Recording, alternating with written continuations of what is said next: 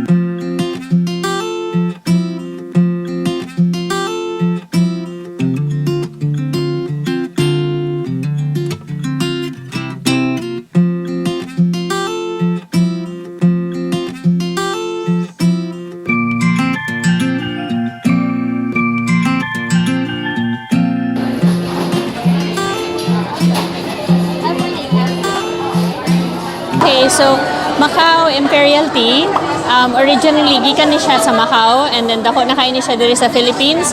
I think nasa 150 na siguro ni kabuk branches dinhi sa tibok Philippines, dinhi sa Cagayan, katulo na ni na branch.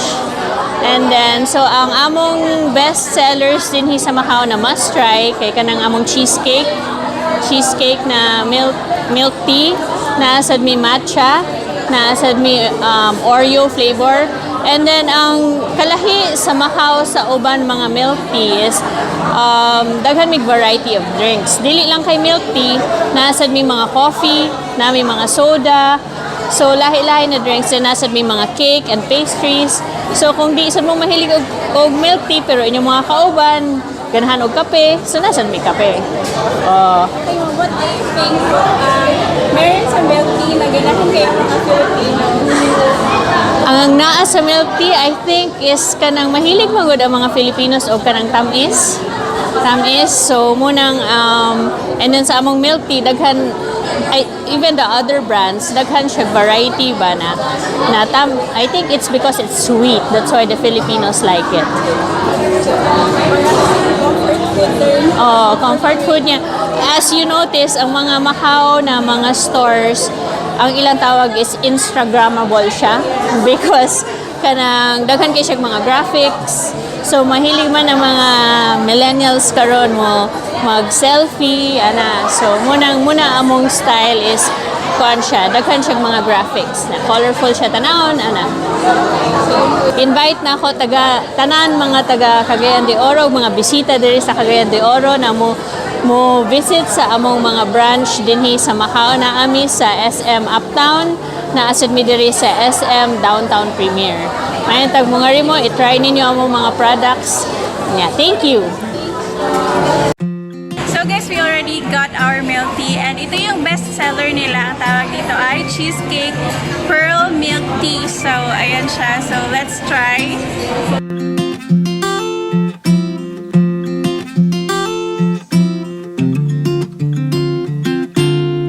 Ito yung mga flavor nila ng milk tea. So, meron silang chestnut cream, cream cheese tea, milk tea. So, yung pinaka-best seller nila ay cheesecake pearl milk tea. So, let's try.